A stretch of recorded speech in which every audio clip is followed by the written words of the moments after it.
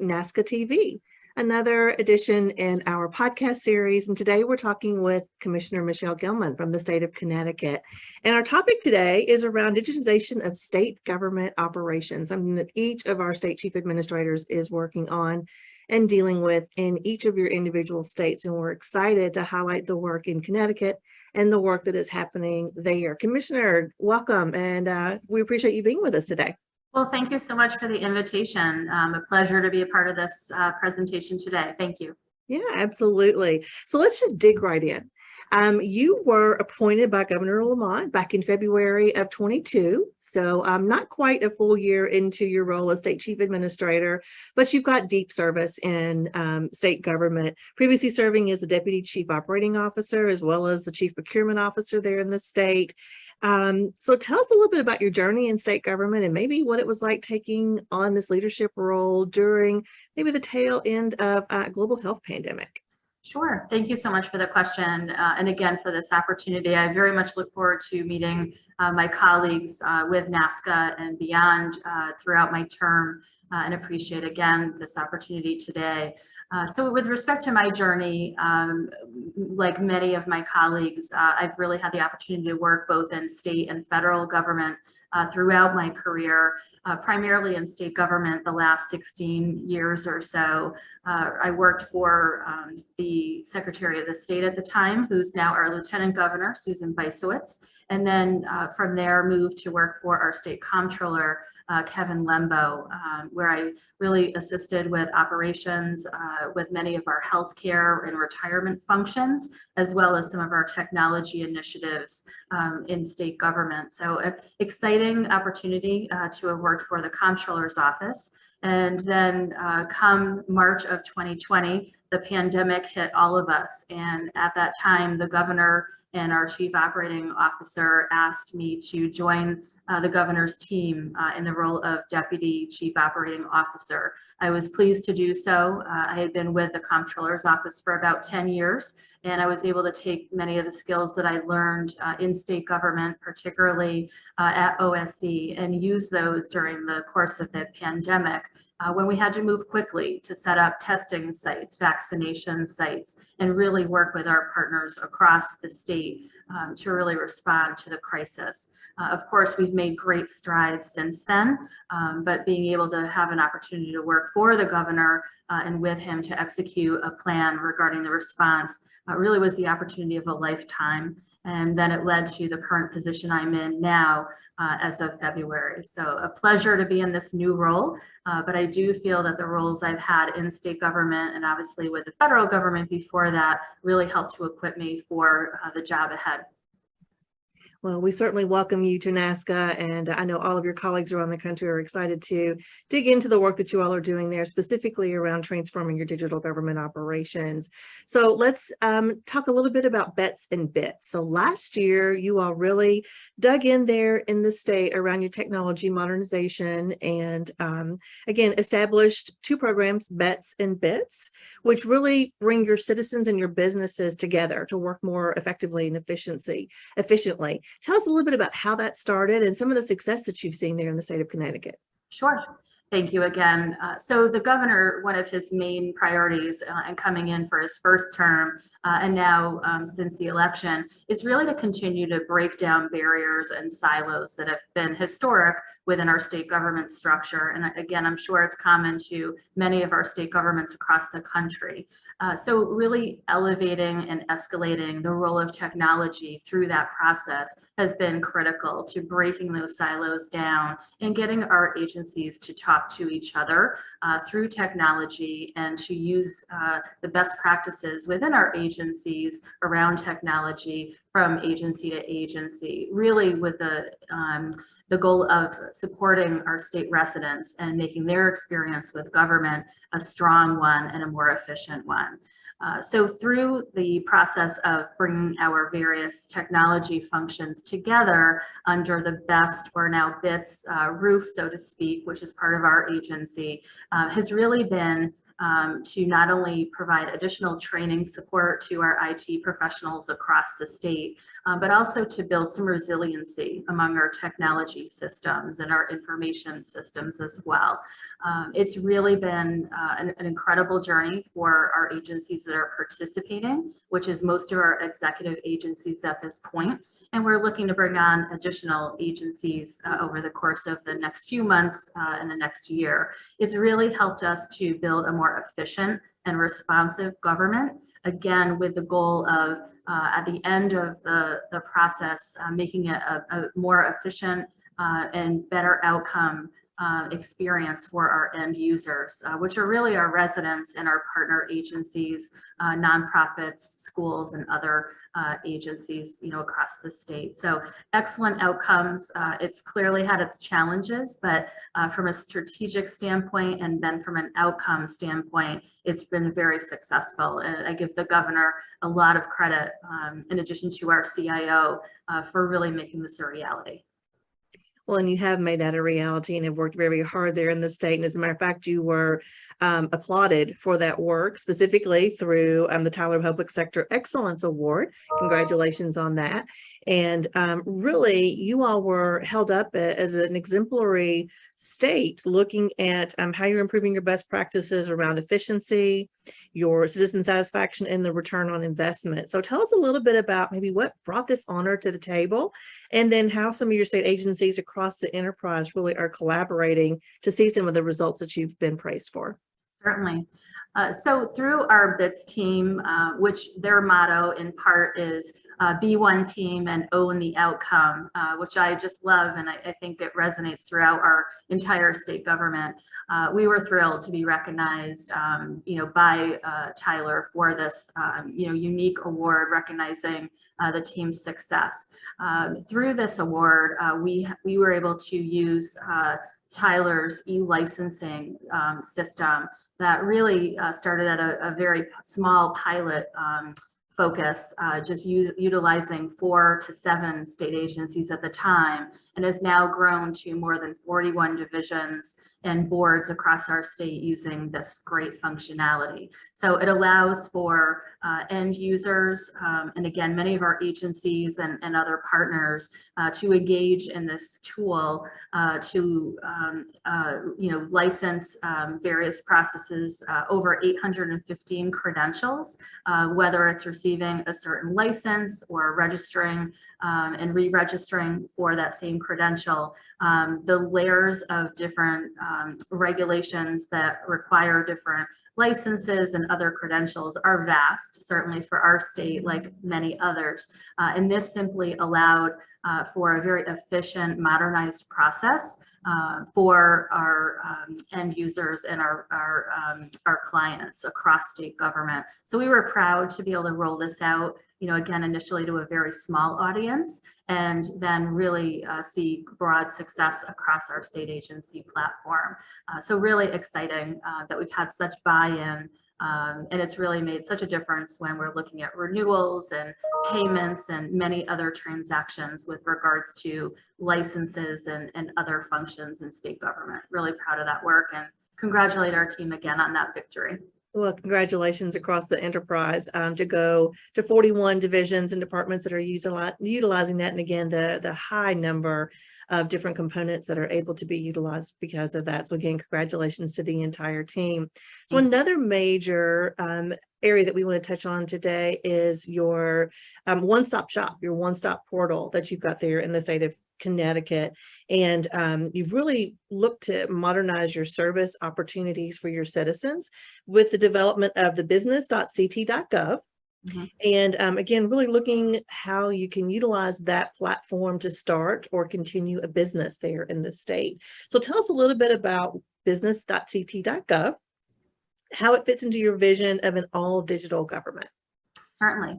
So the Business One Stop really was the first endeavor for our digital services team. And it came at a time of, great demand, especially with the pandemic, as state government and other entities were in shutdown mode, across the state at that, terrible time in 2020. So being able to offer a one-stop shop that was online, where individuals and businesses and corporations and others did not have to go to a government agency to file reports, to do their licensing, to register and pay, certain fees, or provide do other transactions, across the government enterprise, was extremely valuable. So again, the Business One Stop really was not only timely, but really an opportunity for us to pilot the effectiveness of these digital government operations.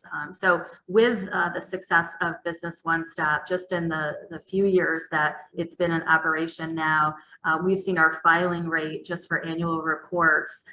We're now at a 96% digital rate for those online filings. And then previous comparisons before the Business One Shop was really only around 75% for online filing. So extraordinary success. We think it makes businesses, really, we're really responding to the needs of businesses by offering these online services. They're not coming to a government office in the middle of the day. They're able to ask questions of agents on the other end of the line. They're able to receive automated text messaging for reminders for various processes, reports, and others that they need to file. And so really having those different features available to them, where before it was purely staff person to business, has really opened up the efficiency for our business clients, and also given our staff on the other end the opportunity to expand their role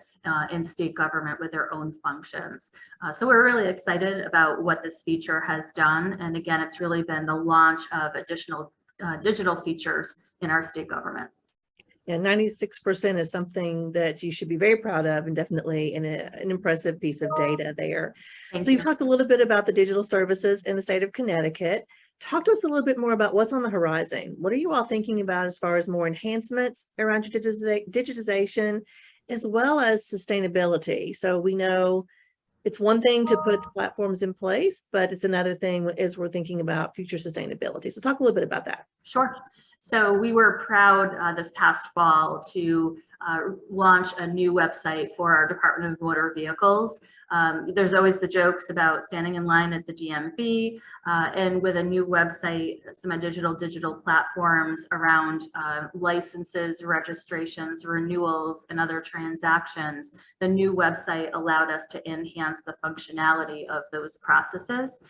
It's also important to note that with these new digital platforms comes opportunity to build new accessibility features. So whether it's for those with visual impairments, audio impairments, or language challenges, or really ensuring that we offer multi-language and multilingual opportunities on our digital platforms, that we take those opportunities and seize on them and really enact change on our digital platforms.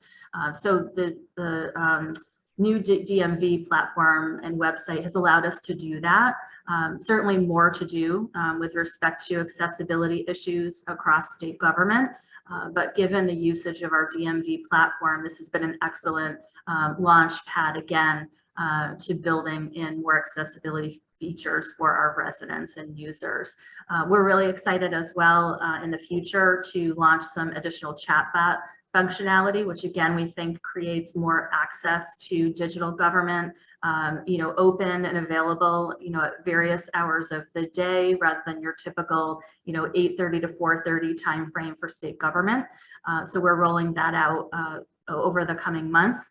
And then we're really excited to roll out an HHS platform in a number of different phases, but beginning in January, we're looking to launch SNAP benefit and WIC benefit registration and review of benefits, status of benefits online for those customers that have access to digital platforms, the website, and internet. We also think that will be a very strong customer-friendly opportunity for those using those services. So many opportunities across our state government to digitize and make these services more accessible on multiple levels. So we're just starting the work, and we continue to power through. Really exciting. Yeah, as it is. I am so appreciative of hearing you say that you're being very deliberate and thoughtful to look at the accessibility needs of your citizens. That's something that we don't always think about in the forefront. And it's not until some of the citizens say, oh, I need these other platforms. So I appreciate you all being very intentional about that. Thank you. I'm curious too, with all of this digitization and automation that you're using there in this state, has it impacted your workforce at all in a positive way? Yes, it has. In fact, I think there's always some fear that with technology comes a reduction in the workforce. We have not experienced that. We only see more investment in our technology and the opportunity really to expand our workforce in unique and different ways. So you mentioned sustainability earlier, and we're really taking very seriously both the federal government and the governor's directive around climate change and sustainability. So when we look at technology opportunities to track our environmental milestones around fleet vehicles, the fleet vehicles that we maintain as an agency or other agencies that do the same, the opportunities around technology are just really strong for us. And we need more people to engage in that work and development. So for us, it's only been an opportunity to grow our workforce in that technology sector, and we continue to hire in that regard. So really looking forward to expanding the mission as, again, there are so many different opportunities ahead for our agencies in the technology space. Yeah, that's great to hear. So you touched a little bit on fleet. We're really focusing this podcast around digitization of government operations, but that's just one small piece of the work that you do as commissioner. I know you also oversee facilities, school construction grants, fleet, HR, et cetera. So tell us a little bit more about how you're using technology, though, to impact some of the other areas of the work that you do there in the state. Certainly, thank you. So we are really looking to utilize technology to build upon the transparency of our state government. So when it comes to our human resources professionals, we are using technology and open data portals that some of our partner agencies are already utilizing to showcase the data around our hiring, our recruitment strategies, particularly around healthcare, which has been a very big challenge for our state as we work to meet the needs of our most vulnerable populations.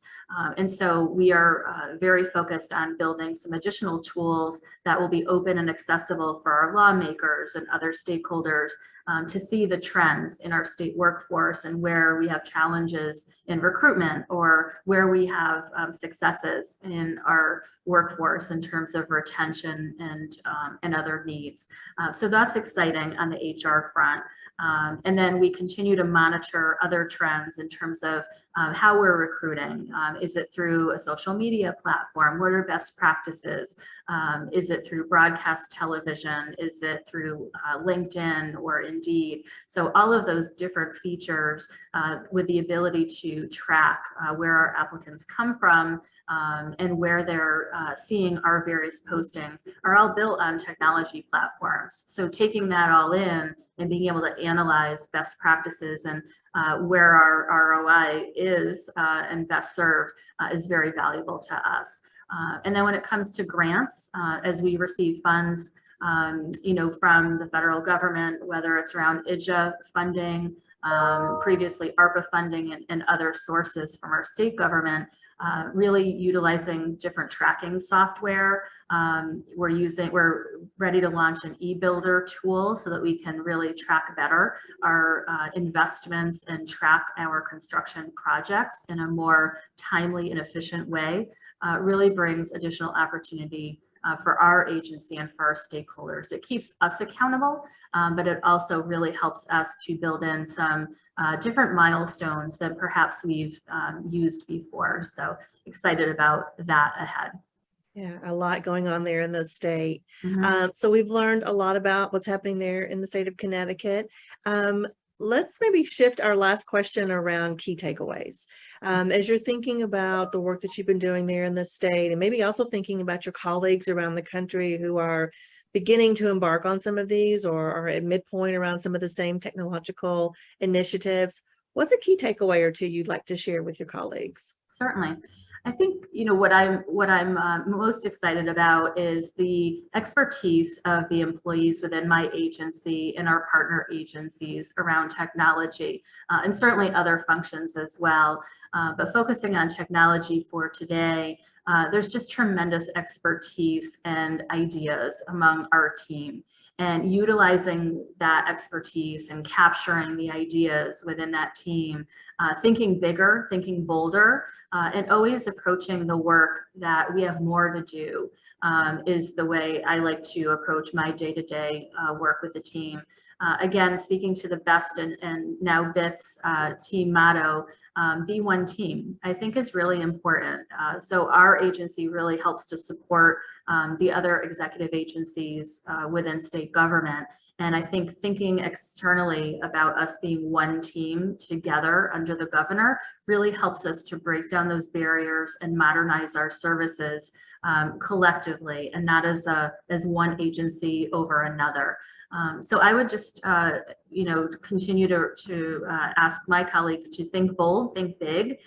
When you come across barriers, whether they're built in statute or regulation, or because we've always done it that way, step back and think about the end goal and build your team to think about how we can get to the end goal. There's always a way to get to that goal and to create a better outcome.